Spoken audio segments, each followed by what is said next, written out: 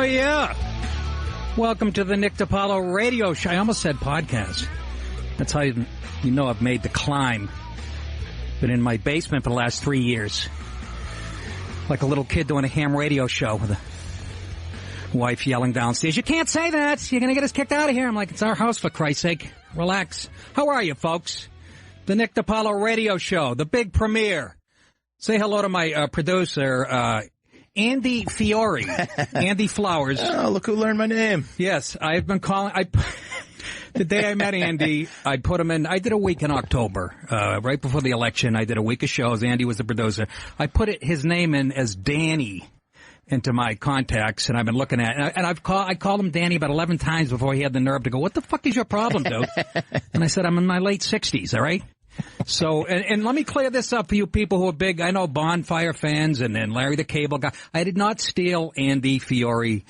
I did a week. I didn't remember his name. Like I said, I put Danny in my computer, and they said, "Who do you want as a producer?" I go, "How about the hairy, fucking greasy Italian kid that I work with, the hippie? I want him." And they said, Danny Flowers? I go, "That's the guy." Perfect. And that's why he's here. So you guys that were pissed off on Twitter already, please get lives, will you? Jesus H. The fucking ISIS is about to hit us in 5 minutes. You're upset that I stole a radio producer.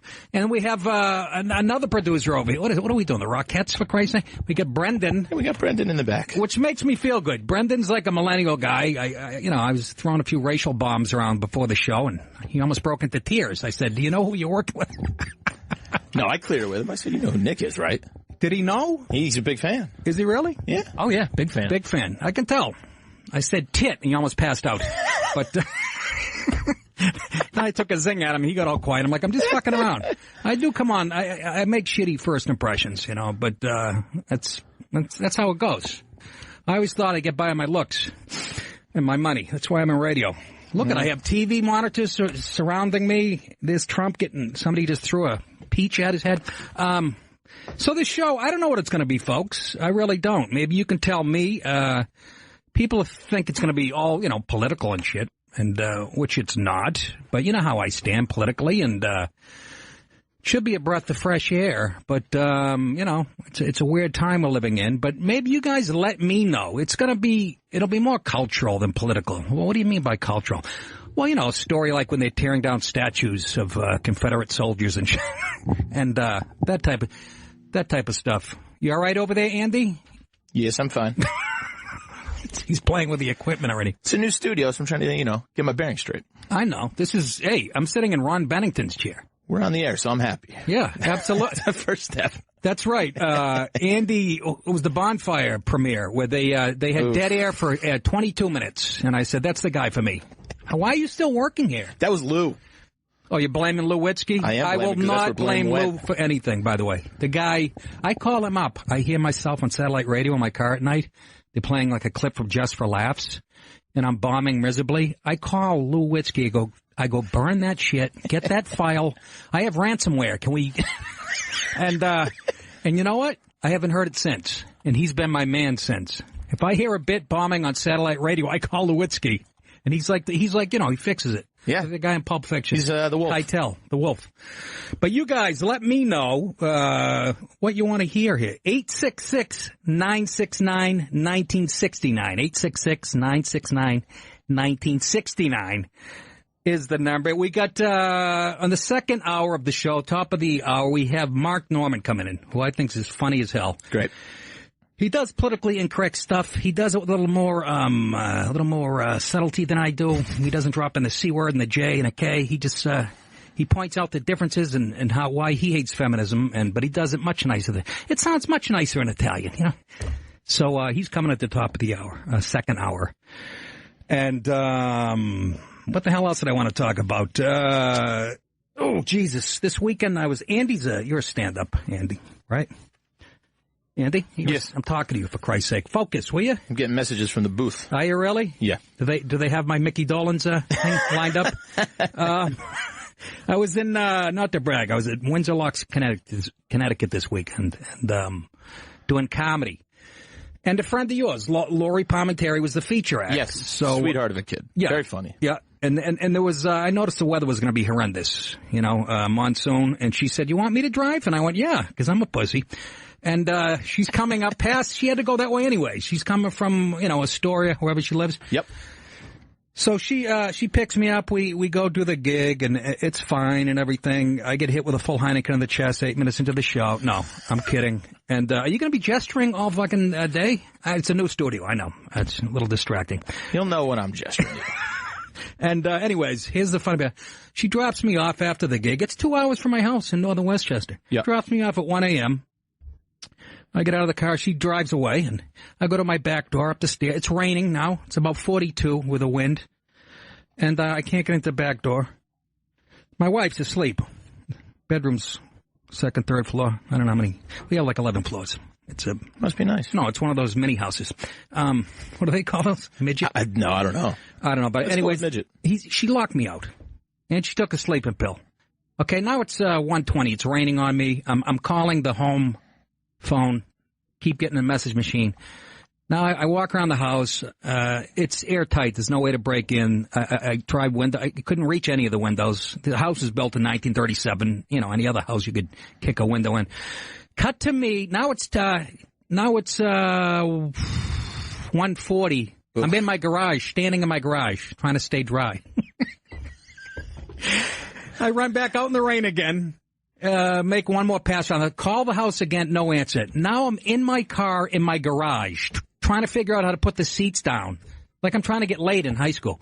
Trying to put the seats down in my Infiniti and by myself. I'm in my mid-50s, okay? A little embarrassing. So now I'm laying there trying to fall asleep. Then it dawns on me, could I die from the fumes in here? The car's not on. But, fingers crossed. Huh? One day it might come to that. Well, I was hoping. Yeah. After the gig. But anyways, so I'm laying there. Now I'm really getting furious at the wife. Oh, then I started throwing rocks at the window. She's on the third floor, like a half-ass Romeo. I'm throwing gravel. The most romantic thing I've done with her. And she's out. Since I've known her 23 years, I'm throwing rocks at the fucking window. and then I get back in the car. I go, I guess I'm sleeping here. Make one last call. She was up. She had to take a pee. She heard the phone, answered it. She comes to the door, and I said, fuck it, I'm staying on the garage. Anyways, and that was that. All night? No. I went in the house, but I was very furious. I got her in a headlock. The cops came. It got ugly, ladies and gentlemen, what I'm trying to tell you. And the other thing about that gig, I took a picture with this kid in a wheelchair. He comes to see me no matter where I am in Connecticut. He's got like MS or something, and he laughs at the funniest, meanest shit. And he's got, he's in a wheelchair. He's got a real disability. And I always see him, and I always take a picture with him after. So I kneel down after the show, take a picture with him. His dad's pushing him. After I take the picture, the old man goes, good, now can I burn that? And he pushes him away angrily. Joking? I don't know. I still don't fucking know. Now, again, all I'm going to say is I'm guessing the guy didn't like my I did a lot of political shit. Yeah. And I was shitting all over Hillary and Bernie and all the rest of the fucking idiots. And I'm guessing that's what ticked him off. Why else would he do that? I bent down, took a picture. And he goes, that's good. Now can I burn? He didn't say it with a smile on his face, and he pushed him away at 100 miles an hour. I love him. You love that guy? I like this for guy. saying that? Why? With a straight face? Look, maybe, again. You're an intimidating guy. I like this guy. He seemed real intimidating. He goes, thanks for the picture. Now can I burn it? He must have been scared shit of me. He's been pushing around his kid with MS, following you all around the country. Oh, that's not an excuse, for Christ's sake. But, I just found that very odd. My feelings are a little hurt. But like you said, I was trying to do the right thing, and that's why I don't. You did do the right thing. Let me just say thank you to Rob Sprance, by the way, of Riotcast. He's the one who taught me how to do the podcasting. Not that I hadn't had a radio show before my podcast. I had. But he's the one that came up to my house and showed me how to podcast, and I hated it for the first month or so. And then I said, hey, this is kind of fun. And then I really got into it. And then I liked it better than doing stand-up because I'm in my basement by myself. And people took to it. And it got big enough where people here at Sirius XM, Jack Vaughn especially, took note. And I think so Rob Sprance is, I would say, indirectly responsible for me, ending my career here at Sirius. Anyways. We're going to be here for many, many years. Absolutely. I can tell by the look on Brendan's face that this place might be in trouble financially already. So, wow, the phone, should we take one already? They're lit up. You got... Let's go to Mike, Philly, line 2. Mike. Hey, what's going on, Nick? Hey, how are you, brother? Nick, you are my favorite comic. I'm so glad that you have a show every night. I cannot wait to listen to you. I almost want to stay at fucking work longer so I can catch more of your show. Now, you work at a whorehouse, right, in Philly?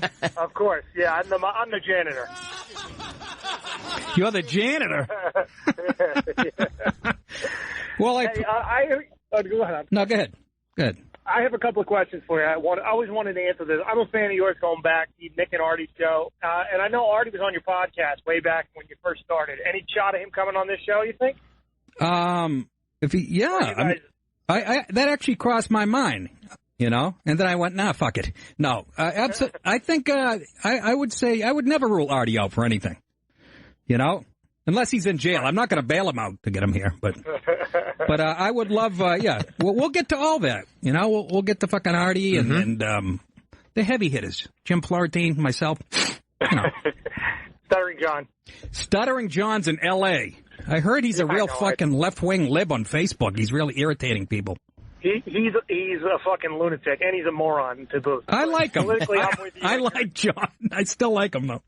Yeah, no, he's funny, but politically he's a fucking idiot. But I was wondering, okay. No one, I'm younger, and I fucking love The Sopranos. No one talks about The Sopranos. I think the first hour of your show should be all Sopranos talk, favorite season, favorite episodes. Yeah. Fuck, you were in Christopher episode 3 of season 4, and I'm a fucking stalker, and I know that because I actually just watched it last night. Yeah, well, we'll get into The Sopranos, and we'll dip into the Partridge Family, too, and my mother, the car. We'll go backwards in time. And but I appreciate it, Mike. I appreciate the call.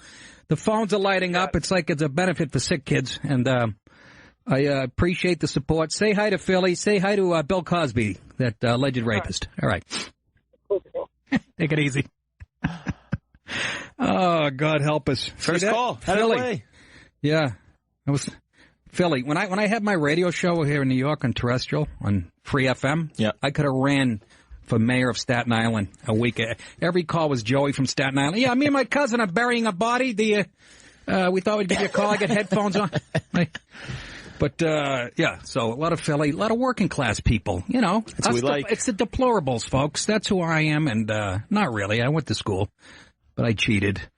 866-969-1969 is the phone number, and went to doctors today, Andy. Yes, I hope you're all right, bud. Yeah, well, you know, I'm in my mid-50s, and I do the, when Artie and I had that radio show, I was into P90X, and I did it religiously. Yeah. Almost like a year. You're not supposed to do that when you're in your 50s. Yeah, I don't think you did it right. No, I found out because, you know, I had blood in my stool and my kidneys are falling out, and I'm still down there jumping around in the basement.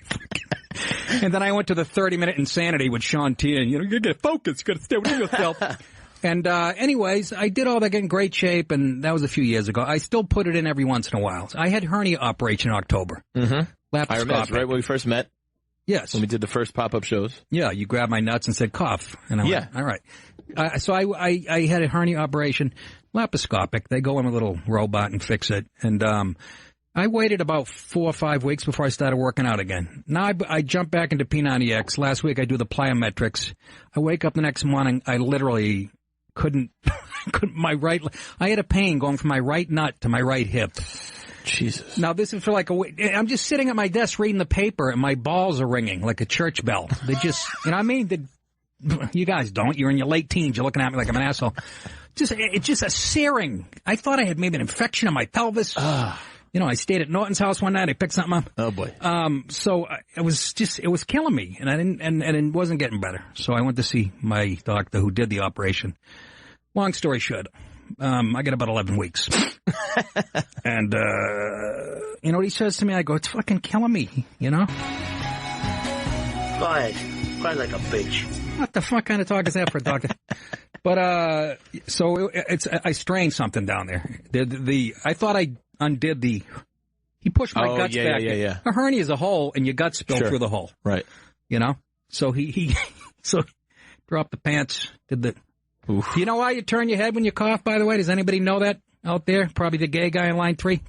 No. Anybody know why? Why? I always thought it was, it had something to do with your biological. And so you don't cough in the doctor's face. I was going to guess that. Why didn't you, silly? I want to sound dumb. It's such a dumb Oh, don't let that stop you. Yeah, that's why. Too much eye contact if you didn't turn your head to the side. You know? That's it. See that? Oh, there you go, Brendan. Kid's writing already. This kid's going to have a new 20 minutes. And so apparently I strained it. But that's like the third time he's touched me down there in the last 6 months. I was almost hoping he'd find something, because now I'm going, this guy must be thinking, why is this guy in here again? You know what I mean? After the third time a doctor looks at your dick, you're almost hoping he finds something. Otherwise, it's like a horrible date. Yeah. You know? Am I just homophobic? I hope so. It's been said. Anyways, let's go to Bill in Denver on line 3. Billy boy, welcome to the Nick DiPaolo radio show. Hey, Nick, how you doing today? Very good. How you doing, Bill? I'm doing good. Nick, I like your comedy. I'm glad to see your shows on there. And just from a left-leaning guy who actually enjoys hearing other opinions, I just want to give you some advice and try to avoid filling your phone lines up full of ditto-head-esque people that constantly agree with you and just sit there and shit on everybody. Right. And try not to be a verbal bully, meaning that you have control over the mic and the mute button and you can hang up on whoever you want. So don't go down the road that if you're hearing an opinion you don't like, that you hang up or you just get all fucking big-mouthed about it instead of talking about the opinion. Hey. If you can hold on to that, I'll listen to all your fucking crappy, hypocritical right-wing opinions. There you go, Billy. Why don't you fucking take another hit off the joint? I hope that 18-wheeler tips over on you. I knew you were an asshole the minute I picked up the line. I'm only kidding. I'll do just what you said, Bill. I so wanted to hang up with him right in the middle of that. Bye, dickhead. Anyways, I knew that was coming. That's Denver. Denver's very left-wing and hypocritical, he says. Oh, help us. Some good points, though. Huh? Oh, are you you agree with Bill? No, I agree. You don't just, but we're not doing that heavy political shit. You know what I mean? Not yet, anyways. Not until the president's impeached, and then I'll go fucking hog oil. You know what I'm saying? I can tell by Brendan how he voted. He's definitely a big Hillary fan. He was upset that, not Hillary, I should say Sanders. Huh? He thought he was going to give you, come on, free hand jobs, ice cream, red wagons. Yeah, that's what I mean. That was going to earn my vote right there. None of it came around. Sure. So, look, folks, let me tell you, everybody's like, oh, boy, it's going to be real political, and you must love Trump and stuff. I voted for Ted Cruz in the primaries. You know what? It doesn't matter. I live in New York State. The vote doesn't matter anyways. But I'm just saying, I wanted somebody. There was nobody out there far enough right for me to balance out the last 8 years of horseshit. Anyhow, let's go to Zach in Pittsburgh. Zach. How you doing? Thanks for taking the call. Oh, you got it, Zach. Hey, I love that previous caller. Hey, my day job is a land surveyor, but I'm going to call up and tell a 30-year veteran of the entertainment industry how the fuck to run his radio show. Oh, that's what they do. They know everything. People who, lean left, they know everything. They tell you, Michelle's telling you what to fucking eat. You know, they know it all. So that's all right. Some of the advice was good, like Andy said. No, he seems like a good guy and everything, but I checked you out down there at Magoobies. I was actually the guy that tweeted you the photo with the line. You tweeted me did you really? Thank you. Yeah, no problem. I was all excited. He sent me a picture of there was a line around the outside of Magoobies. Yeah, then I found out they papered the room. But no, actually I made some good money that weekend. I appreciate that. That was nice of you. That was proof that I was hot one night in Baltimore. But that Andrew, right? He does run a great club. I've done a couple amateur nights there. I moonlight at night as a stand-up. Mm-hmm. And his Thursday night amateur nights, they get an average at least 140 people there that come see nobodies like me, so that's great. Yeah. But you can tell he runs a great club because in line there was a group in front of us that was either Hispanic or Mexican, and the group behind us was black. And they started talking. They didn't know who you were. They were just coming to the comedy club to go to a comedy club on a Saturday night. Right. I looked at my friend that came down with me. We kind of chuckled, thinking, this ought to be good. But, everybody loved it, man. And it was my friend's first time seeing you live. He loved it. He definitely killed. A lot of high energy on stage for being like 54. So impressive, man. Very impressive. Thanks, Zach. Appreciate the call. And thanks for the tweet, too, the picture. And, Yeah, well, that's my other complaint. Matter of fact, I see Todd Rundgren. Do you guys remember him? I know you're in your late teens and probably don't, but he had a big hit in the 70s when I was a kid. Hello, it's me. We'd have pulled up the clip, but my voice is better than his. That was his big hit. Hello, it's me. Anyways, big headlines. He's saying if you're a Trump supporter, don't come to my show. And my initial reaction, first of all, if I'm a supporter of good music, I'm not coming to your show. But my initial reaction is, what if I'm an asshole? But then I was thinking, wait a minute, I kind of agree with that. Like the caller just said, a lot of people show up not knowing. Is that it? Yeah, get to the refrain. Yeah, turn it up. Hello, it's me. But he's, yeah. He should change it. He should change it to hello, it's me, Todd Rundgren, because nobody knows who he is now. But, yeah, he's saying don't come to my show if you're a Trump fan, because I don't get your values. And first of all, another musician who was big in the 70s, so he was all about the music and the art and the drugs. And, you know, now it's about the fucking money. So he's no different. But I was thinking that, too. With comedy, people wander into a comedy club, a lot of people. I'll see, you know, a few people walk out 12 minutes into my set lately since Trump got elected. If I, you know, do some anti-Hillary or Bernie shit, they fucking walk out. And, you know, on the way out, I'm like, do your research before you come to a comedy club. Find out who the fucking headliner is. You don't do that with music. You don't wander into a venue hoping to see somebody give me a band quick. Metallica and Men Without Hats comes out and you fucking go, well, this is a ripoff. Do your research. You know what I mean? He played last night. Who did? Metallica. Men Without Hats? Yeah, Men Without Hats. Metallica played at Giants. I still call it Giants Stadium. Not MetLife to me.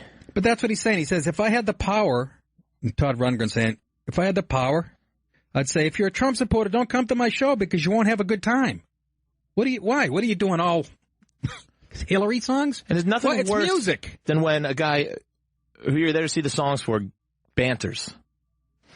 I like that. I like when Sinatra used to tell like 11 minutes of jokes and you do that fart thing under his arm. You didn't like when Sinatra did that?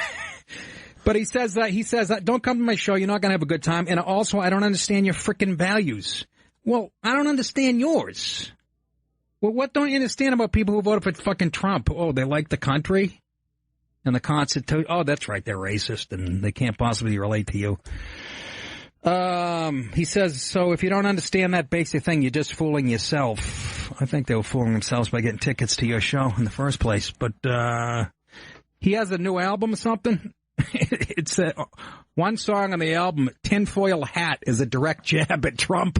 Written, performed with Steely Dan co-founder Donald Fagen. Again, a couple hippies from the 60s and 70s who haven't adjusted. What's that, Brendan? A couple of has-beens, really. And I love Steely Dan, and, you know, he says the lyrics reference Trump's now famous descent down an escalator at Trump Tower to announce his presidential run, and that Trump tweets like a teenage girl and puts the Pluto in plutocrat. Ooh! There's those lyrics he's known for. Yeah. As opposed, well, I'm not going to get to it. I'm just saying, first, my initial reaction was, what are you talking about? But now I don't understand it musically, but comedy-wise, I understand if somebody came in, the first 5 minutes was turned off by me, because it's, you know, there's no melody, there's no backup singers. It's just, right. You know what I mean? It's a different thing. Let's go to, we got time? Yes, we do. Let's go to Kyle in Chicago. Kyle, welcome to the Nick DiPaolo radio show. Nick, huge fan. Like that hippie trucker in Denver. I'm a weed-smoking liberal, but I love your fucking comedy. Thank you. That's how it should be. Well, back in the day, I remember on O&A, you said this like in passing, but I've been dying to hear the end of the story. You said you were neighbors with Mitch Hedberg. Yes. You even wrote like a joke referring to you. Yes. I would love to hear, like, did you ever do comedy with him? Did you ever have, like, you know, conversation that, you know, you remember anything interesting about that guy? Because, like, he's kind of become like a folk hero in I know. World. No, he was a hell of a comic, and I'll tell it real quickly. I moved into this little shitty building in West Hollywood, and the day I moved in, the superintendent goes, or whoever, the building manager said, "You're a comedian. There's a comedian in the apartment next to you." I go, "What's his name?" And nobody really knew him. I don't think Mitch at this point. He was just about to. He goes, "Hedberg, Mitch Hedberg." I go, "I don't know.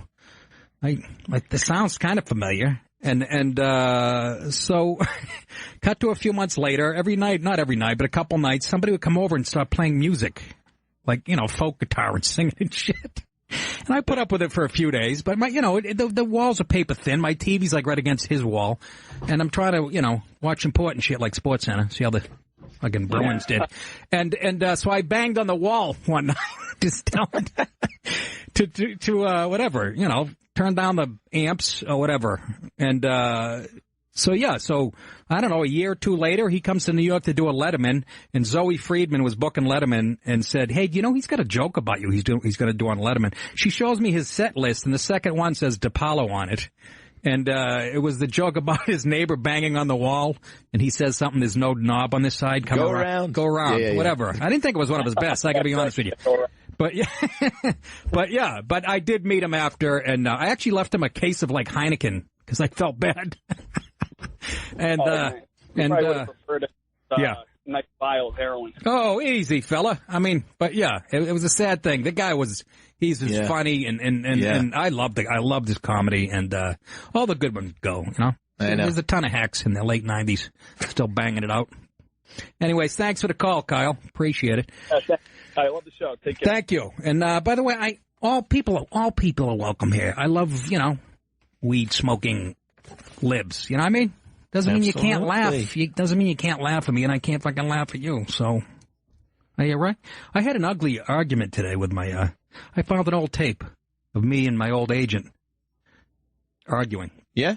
Barry Katz. I had moved out to L.A. He didn't want me to come out to L.A. We had a big argument, and he recorded it on his phone or something. I found the audio here. Nicky, when you asked me if you could come out here, what did I tell you? I mean, you asked me, and I knew you were going to come out no matter what I said, but what did I tell you? Do you remember what I told you? Back up a minute here. 1 minute. I asked you, when the fuck did I ever ask you if I could come out here? Get this through your head, Get this through your head, you Jew motherfucker, you. You only exist out here because of me. That was a long time ago. I've changed.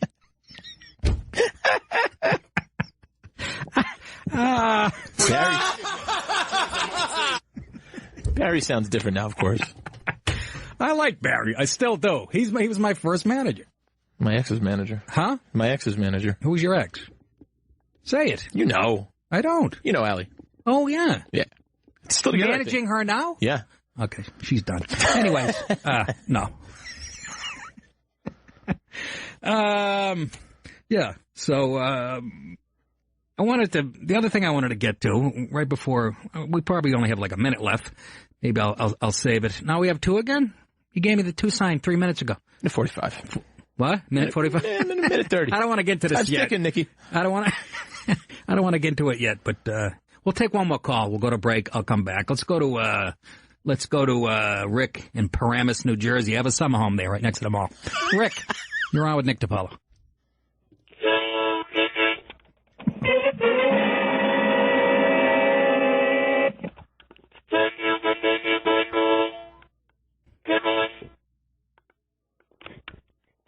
What was that? Metro North he's driving? The hell was that? Rick. Thanks, Rick. Terrific. Get auditioning over line 1. We good time, right? Yeah, sure. Chinese Ray. Chinese Ray. Go ahead, Chinese Ray. Hey, how's it going, fucker? Hey, what up, Calgary? Hey, why are you such a fucking cunt? I don't know. The same reason your sister is. Oh. Go back. Hey. That's Calgary. That's Canada. Takes all kinds. We're taking them all. Bye-bye, dickhead. I want to get into the pink. I know the NFL does it, and we were watching baseball before we came on the air. And, again, I can't get it. Guys can't have anything for themselves. I know it's Mother's Day and shit, and breast cancer is like Ebola, apparently, but can we give it a rest? Anyways, I'll come back. I want to talk about that and a lot of other stuff. And like I said, the second hour, the very funny Mark Norman coming in. He's got a great special on Comedy Central called Don't Be Yourself. The number 866-969-1969. Back after this. Welcome back to the Nick DiPaolo Show, only on Faction Talk 103. I want to thank Judy Gold for doing that voiceover and Rob Gronkowski. Which one was it? I asked her to do something, some benefit or something, and she never got back to me. Didn't even answer me. That's what you get from the Upper West Side Manhattan, okay? She's a friend of mine. But then again, she asked me to do a benefit for her kid's school about 11 years in a row. At least I answered her back and said, no way, I don't like you. But, anyways, Nick DiPaolo Show, the premiere. Thanks for tuning in. 866-969-1969. I was 7. Don't do the math, please. Yeah, we were watching the the Mets were on. I don't know if it was a replay of a game, whatever it was from yesterday, right? Mother's Day? Yeah. Yeah. Of course, everybody's got the pink garb on, and I don't mean to be petty and shit. But, the NFL's already doing it. And I read a whole article in the New York Times how that's a crock of shit. They say, we sell the pink gloves and the socks online, and that's how we make money and, put it towards breast cancer awareness. And it turns out the NFL just cuts them a check anyways. And it's just annoying. And I know you're going, well, are you really? Are you that insecure about your manhood that a pink? Yeah, I just want something to myself. I don't want to see my favorite team dressed like a float at the fucking gay pride parade for the month of October. And now it's in baseball. It's just another way of, the feminist movement going, look, we're into your shit. We have to be involved. I don't like pink bats. They make me uncomfortable. Sounds homophobic. Just saying. And anybody else feel that way?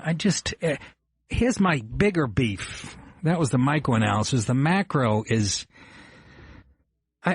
same thing with the Red Sox game. This is on my album, by the way, that you can get on CISO.com, my inflammatory special I put out last fall, and it's on iTunes now. Came out a couple weeks ago. And I know people have talked about the ribbons and stuff, but I can't watch a Red Sox game on the New England Sports Network without them talking about cancer every friggin' game. I understand. We're making people aware. We're aware of it. What I'm saying is sports used to be a place where you'd go to get it's supposed to be a release. Somebody called sports the toy department of life, some great sports writer. And that's what it's supposed to be, a release. Can we keep the pink ribbons and the Facebook and all the charity shit on Facebook?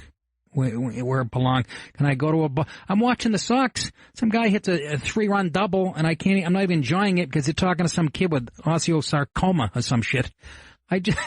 Can't we need a release. I'm just saying, it's all bleeding together now. And the whole pink socks and all that shit is part of it.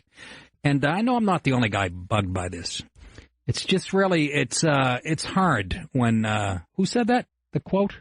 Jimmy Cannon, New York City sports writer. Jimmy Cannon. I had no clue. I thought it was Len Berman. No, Jimmy Cannon, actually great. But do you get my point? Anybody feel this way? When guys, maybe you don't, maybe it's just specific to New England Sports Network. But they have something called the Jimmy Fund in Boston. So they it's constant. I know it's a good cause and all that shit, but just the political correctness, they talk to survivors for like 2 innings. And I don't know. I know this isn't the most popular theory, but I'm just saying I need a place to go to get away from that stuff. Tom Brady comes out to the line of scrimmage dressed like fucking Jane Fonda in a video in 1980 with pink leggings and shit. Just drops back to pass. He looks like fucking I Dream a Genie rolling to his right. Oh, his cancer scar fell off. Can I have 8 minutes to myself? They're bringing out survivors of the marathon bombing, from 2013. I understand 2014. God bless them. Those people deserve to go to Fenway Park and all that shit. But now it's like 2 years later, they're still bringing people out who really did, people lost arms and legs. Those people deserve. But now they bring people out. Some guy lost a wallet that day and somebody lost their breath running away from the bomb. Jesus H. Christ. I'm just saying. I need a breath. Let's go to Mark in New York. He says, I'm a big damn liberal, and I love Nick DiPaolo. Hey, Mark, is this Mark Green? Hey, man. Hey, man, Nick. What's up? Are you able to hear me? I hear you, Mark, loud and clear. Oh, good. Good. Yeah, listen, Nick, I graduated from Berkeley in the early 70s. God bless you. I can't be more liberal. I'm still liberal, and you've been one of my favorites for years because you're politically incorrect. And now that doesn't really jive because most, at least today's liberals, you're probably a classic liberal, but today's progressive, they seem to lack a sense of humor, at least when it comes from a guy on my side of the political aisle. But you're a true liberal in the sense of the word, like a Louis C.K. He looks at both sides and can laugh at either way. But that's not, you're sort of the exception today, would you say, Mark? I've always felt like a stranger in a strange land, Nick. But I'm proud of it. I'm still a hippie. Are you really? Oh, yeah. Yeah, absolutely. I feel that the Freedom Tower in New York City should be called the FBI CIA fuck-up tower. Because those guys let the ball down. They were responsible for the September 11th bomb. And let's name something as it should be instead of politically correct, Freedom Tower. That's bullshit. Okay. I'll go with that. Do you? Rick, go ahead. I saw you in Burlington, Vermont. I was the old guy in the front of the row who you said, an old white-haired guy, and I was able to get to say you on stage. Old man, fuck you. Oh, you did. That was you. No. I love you, sir. First of all, thank you for coming out. He's talking about a CRTV thing I did. I shot a pilot. Oh, yeah, you told me about that. Yeah, up in Burlington, Vermont. Yeah. And it was really... See, now that's a liberal. That's a real hippie liberal. They still have that fire, even... Yeah. How old are you now, Mark? I'm 71, Nick. 71. God bless. And 71. I'm just about to retire from teaching high school chemistry, which I've done for 16 years as a second career, and I'm telling you, I can't get out of the public school system fast enough. Well, that you can blame your side for that. Fucking unions, jerk-offs, you hate the kids, you put yourself ahead of the kids. Am I right? You bet. I couldn't agree with you more. It's so politically correct. The student is right in everything. The student has a list of rights that you can't violate. I've never heard of such a thing. Yeah, well, that's a product of liberal thinking. But it's gone. Like I said, back in the day, and you said you went to Berkeley. Before I let you go, I want your take on what goes on when they try to have a conservative speaker like Ann Coulter or somebody at Berkeley, and they resort to violence to shutting it down. You cannot be for that if you're a true liberal. I'm a member of Berkeley alumni, and I almost sent back my card in protest. I was furious about that. What stopped you from sending it back? Yeah, well, I still want to have the card.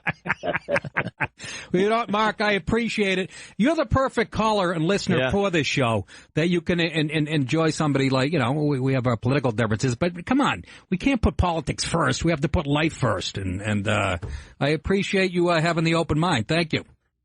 Yeah, and I'll go almost anywhere to see you, Nick. Thank you so much.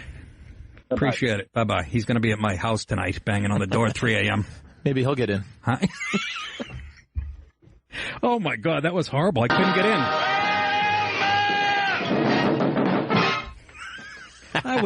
I was throwing gravel at my wife's window. Of course, it's the third floor. I got no arm anymore. And every time I did it, the pain in my right nut, it would shoot up into my hip. Isn't that sad? You guys got to work out a system. Huh? You got to work out a system. Well, yeah. I mean, I live in the woods. My wife treats it like we're in downtown Detroit. She fucking locks everything. There wasn't even a window I could kick in. I was trying. It's raining on me. I'm using my flashlight on my phone, and there was screws, and I'm in the garage. There's no screwdriver. She cleaned the place. You could eat off the floor in there. There's no tools or nothing. And, it's a sad day for, Hope you had a hell of a piss, Arnold. What? I was watching Fast Times the other day. What did you just say? Hope you got all angry. Yeah. At Arnold. Yeah. Because the guy got him fired. And that relates to what? Nothing really. What the fuck? Oh, my God. Jumped out. Oh, I only got one thing to say to that. Shut up! Shut up! Shut up! Nick DiPaolo Show, 866-969-1969 is the phone number. And, but I like that guy. I can laugh at, yes, and I can laugh at, like, Jon Stewart's a funny dude, okay? Mm-hmm. Can't stand the politics, whatever. And I actually asked him to come on. And he used to put me on. He had a couple of talk shows before he was real famous, like on MTV shit. And he had me on as a stand-up twice. And he mentioned me and Colin Quinn on the final episode. Yep, of The Daily Show. Which, I was flattered by that. So I thought he'd be good. And he said, fuck you, I'm at the beach. I'm rich now. No, he was down at Jersey Shore, and he doesn't do anything for a few months. It's on vacation. But I thought, we got to get him in here. We will. Yeah. Because we genuinely like each other, and, he's a lot smarter than me, but it'll be fun. It'll be fun to, he's got an open mind. And so does, and so does Louis, and a lot of these people, let's be honest, the businessmen, Amy Schumer and stuff, they don't, I'm sitting at the Comedy Cellar table, and they look, nodding their head, and they want to gouge my eyes out, but they still use me and put me in their things, and vice versa. And actually, we got to get Louis in here too. Yeah, I tried, but he's like, well, Monday's bad. I have 2 orphans I just picked up from Vietnam. I got to feed them, and he came up with he's got kids, and and we definitely got to get him in here. The good thing, I don't have to get on a plane for. You ever look? Well, Andy, you're not flying around much, right? Not as often as you. No, they don't fly open micers around. Right. Oh, for Christ's sake. Was that necessary? But I'm reading, it's really, I love going on the internet every day. There's some stewardess who's got somebody in a chokehold, or an Asian doctor's being bitch slapped for asking for a Diet Coke. It's really... By the way, I'm sort of for the airlines on that one. I know that goes against my politics, but I didn't like the way that guy acted like a 3-year-old. And I hated the woman who was filming it, this dumb white broad going, oh, what are you doing it? They should have tased her right between the tits, knocked her out, and dragged them both out. I hated her more than anything. It was really bugging me. But I'm bringing this up because I see this today online. Stressed about flying? There's a headline. This airport lets people play with adorable mini horses.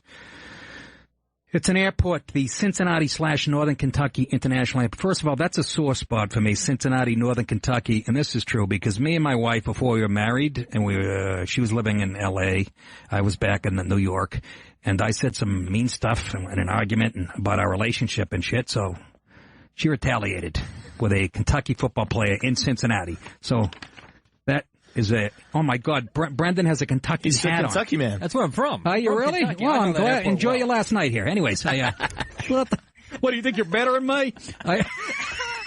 I saw him laughing at the Jew stuff early when I mentioned Jewish. But anyways, at this airport, they've enlisted help. They bring in many horses from some non-profit faggy organization to bring in miniature therapy horses to the airport to cheer up travelers. Twice a month, a few of the farm's 34 horses make their way to the airport to connect with children and relieve the airport stresses. Is that who's stressing out the airport? Is there an 11-year-old that's got to get to fucking Dubuque because he's got an Eagle Scout meeting? How about me, the headliner? Has been out there 30 years. I might be late for the Funny Bone in St. Louis and lose a month's pay. But I mean, between the support, the emotional support animals, people are bringing ducks and fucking wolves on and for emotional support, which is all horseshit. It's really their pets. And now we get mini horses. I mean, you can't get a peanut on a plane because people are allergic. But I have 6 feet of cat dander on my seat because the lady next to me needs it for emotional support. Oh, have we lost our minds? Mini horses. Wait a minute. So you must fly to Kentucky, Brendan, no? Have you seen these things? Yeah, and I'm thinking that was more of a surplus of tiny ponies that we've got in the state, I'm thinking. Well, then send them to Dairy Queen or some That's what shit. I'm saying. We might have a glue surplus as well. What do we... I mean, we've lost it. I just picture a terrorist attack at that airport and seeing a couple ISIS guys getting away on ponies. Well, then you ponies. Picture him slipping on a pile of horse shit, though, and then that's equally funny. That is funny. Thanks. I'll do the funny shit, Kentucky. Holy Christ. Is he I know. He's answering the phone now. But, I mean, we're losing our minds here. And anybody experienced that? I'm on the plane, and a guy gets on. He looks healthier than me. Guy look like a bodybuilder, for Christ's sake. And he's got like a It wasn't a pit bull. It was in between, like a boxer. And sure enough, he says it was for post-traumatic. Somebody questioned it. Guess what? Plane delayed it like an hour and a half. Plane delayed because they don't even have the rules down, some airlines. But you know what? And I knew the minute he got on, he was way too healthy and shit. You don't get on all ripped and say, I need this animal for emotional support. I was touched by an uncle. Here's the service dog eligibility. Service dog eligibility, be at least 12 years of age unless service dog is needed for a child with autism. Have diagnosed with a physical disability, anxiety disorder. Yeah, but I want to get back to the ponies. I know what I'm saying. These are dogs. I don't know where the ponies come. The ponies, they don't come on the plane, although I heard they try to let miniature horses on the plane. How is that? They tell me I can't put my bag under my seat because in case we have an emergency, but I got a Shetland fucking next to me eating corn. Somebody help me out here. Jesus H. Oh, wait. Was she a great big fat person? I just wanted to play that all day. She was a big girl, sir. Is she a big girl, sir? Jodie Foster says that in her angry gay woman voice. Yeah, she's a big girl. Funny if she went, yeah, she was a fat fuck. The guy goes, well, I have her head right in my freezer. There's no need to... let's go to... Oh, you want to pick a line, Andy? No, I was saying we have 5 minutes, so we need to break. Already? Yeah, our guest is here. I think I want to do this every night for a living. Well, we got a whole nother hour, babe. Oh, well, maybe not then. Let's go to Matt, line 6. How you doing? What's up, Matt? Just listening to the talk about airlines. I just, the pony thing's funny as fuck. But I just, I used to work on aircraft, flying around, fixing stuff on, the interiors, and people just used to get on a plane, suck it up that plane sucked, you were cramped in, you ate shit food, and that was fine. Right. You just dealt with it. Now everyone's a fucking drama queen about it. Yeah, that's right. They know they're gonna get their 15 minutes of fame. I noticed that the last time I flew, they were a little defensive. The lady said to me, a flight attendant said, your fly's down, meaning my bag, I was carrying a duffel bag. She goes, your fly down. Yeah. And of course I had to make a dick joke just to see how that would fly. And she got a little, that I went, oh, I don't want to go viral with that. And then she started laughing. But you can see they're a little defensive and stuff. And then I had sex her in the bathroom. Very dirty girl. No. I'm waiting for it to get so bad that you get on you check everything in at the airport, you hold your passport, they strip you off, you put on one of them one-piece polyester Tyvek suits, get on the plane, shut the fuck up, and they just drug you and put you to sleep for the journey. That, you know what? That would be less painless. That's not a bad idea. You knock us out. That's not a bad idea. Love it. The Fifth Element. They get on their trips, and Bruce Willis gets on, and they just knock you out with gas. I didn't know that. I don't get out much. Thank you for the call. Thank you, Matt. Appreciate it. Congrats on the show, man. Congrats on the show. Be listening all the time. I appreciate it, Matt. Thank you. Good to have Ringo Starr calling in. I love that accent. Even on a guy, it makes me horny. What? It is cool. Isn't it cool? I like it. If you're a girl, you're not going to bang that guy? Well, probably not. But sort of like that. Therapy pigs. Listen to this. Here we go. Well, therapy animals aren't new on the travels. In many airports like Newark welcome therapy dogs on occasion. San Francisco International Airport, of course, has a tutu-wearing therapy pig.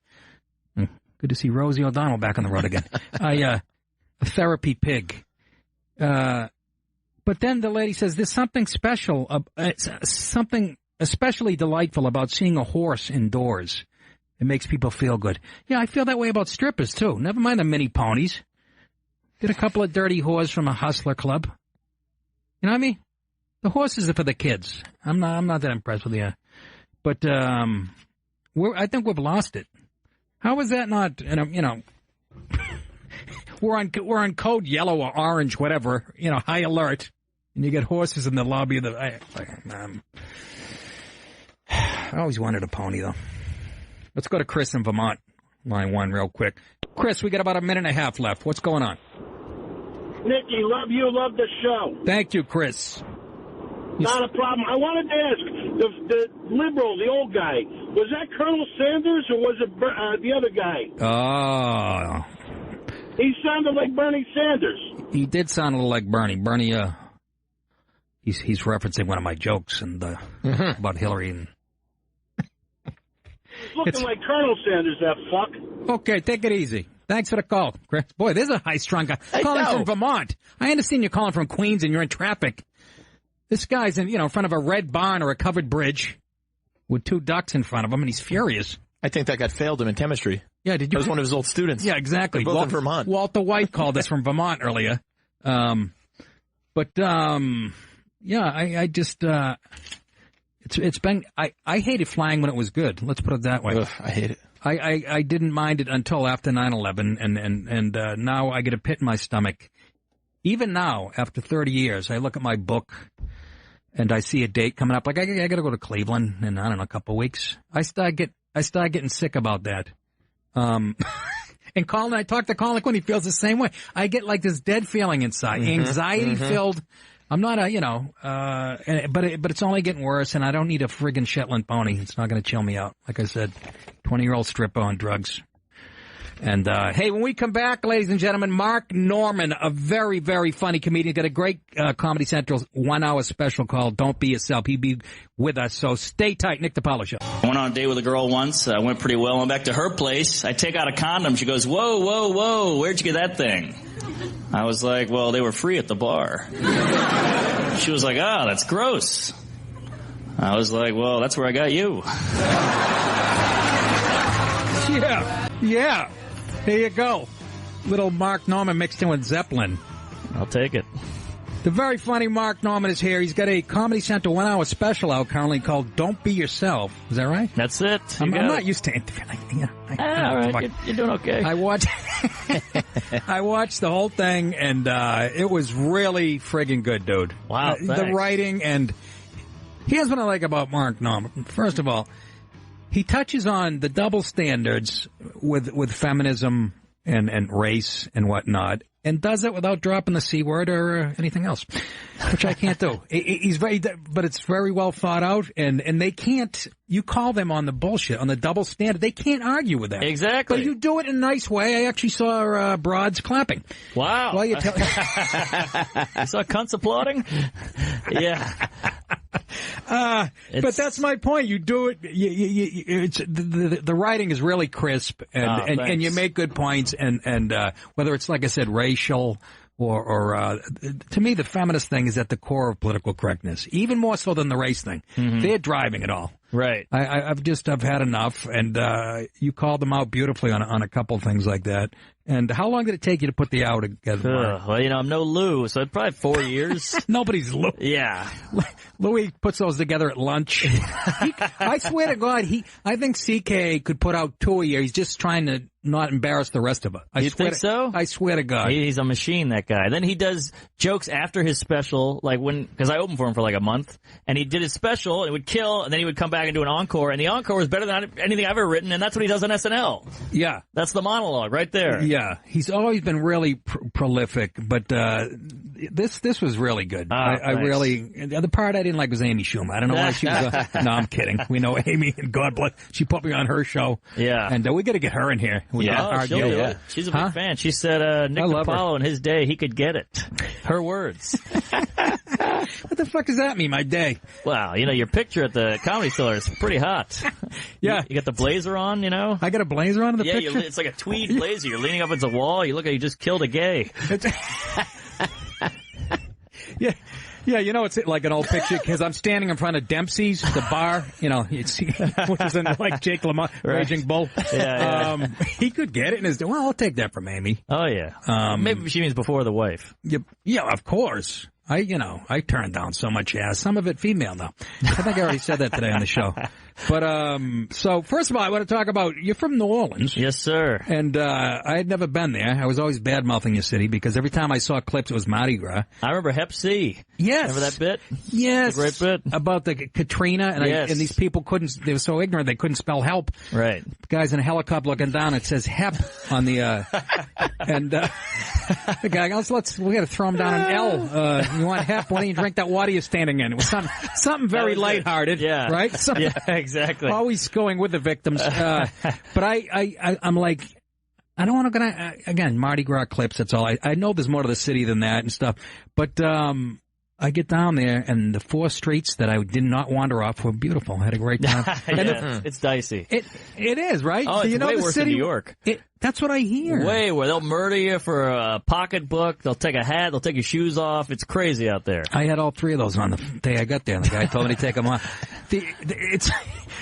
I had always, so I still don't know. I didn't. First of all, they said don't even go to the French Quarter. What's the famous street? They said don't even Bourbon. Go, yeah, they said don't go down Bourbon Street. It's all titty bar. I go, yeah, that sounds horrible. Yeah, right. It's drinks and titty bars. No, exactly. Yeah. 3 people told me you don't want to go there. Well, yeah, I do. I'm married.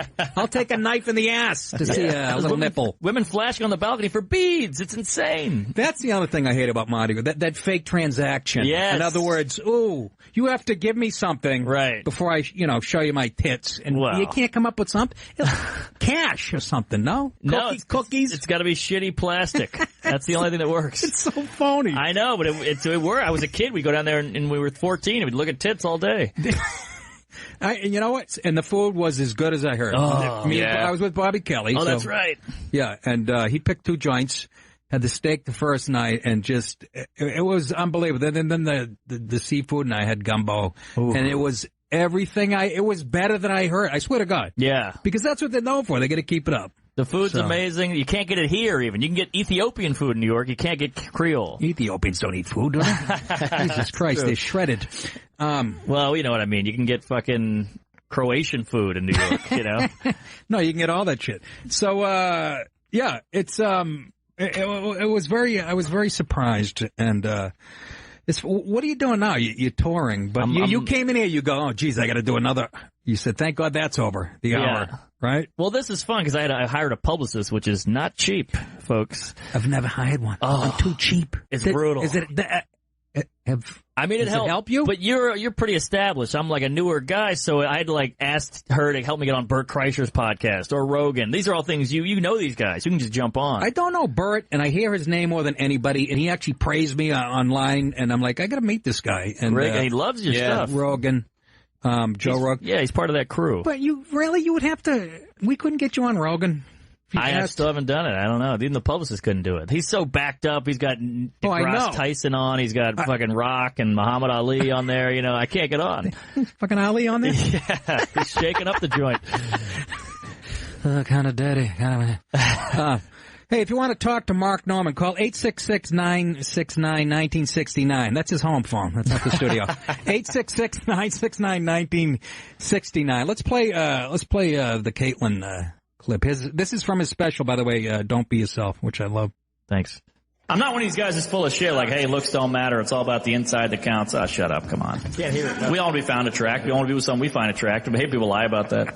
I was at a party once. I was like, that Caitlyn Jenner, she's kind of weird looking. Some girl goes, hey, she's beautiful. And I was like, well, you kind of look like her. And she was like, fuck you. There you go. That's what we're talking about. Calling people on their horseshit. Mark took his headphones off when we were playing that clip. What a comic move. I thought the volume was too loud. He goes, no, I just want to fucking hear it. Yeah, it's brutal. My voice. I don't know how you guys do it. No, but that's how it is, too. Like you said, it put 4 years to put that together, and by the time, then you have to edit. I don't know if you had to edit the special. I did, the whole thing. You literally, put that, it's so easy to forget that hour now because you were so sick of it. Yeah. You'd rather go up and wing it. Right. Right? Totally. I heard every, know, right? I wanted to kill myself. It's brutal. And I should say, you were talking about feminists. I had to run all this material in front of Schumer's skank crowd. Like, it was just chicks. So I had to run, that's why it works, because it's women tested. You know what I'm saying? There you go. Because I opened for her for years, so I had to run it in front of these people. And you were developing a lot of stuff in front of her people. Yeah, I mean, she started doing arenas eventually, so then I kind of just played the hits. But for the theaters, it was a lot of working out, yeah. See that? But that's what I'm saying. But it gave it this subtlety that, like I said, you pointed it out in a nice way. You're calling them on their bullshit, but it's so smart they can't argue with you. But it does help that, like you said, you're in front of Her fans. Yeah, and these are not comedy-savvy gals. These are just girls going out with high heels on and, perfume.